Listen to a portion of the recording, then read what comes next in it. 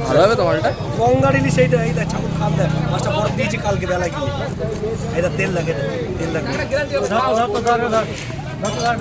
গঙ্গা ইলিশ আসে কি করতে ডিম ছাড়ে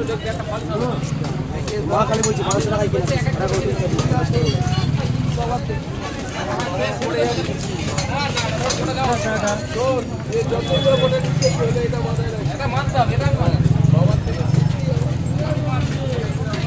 $1150 টাকা ইলিশ 50 টাকায় দিতে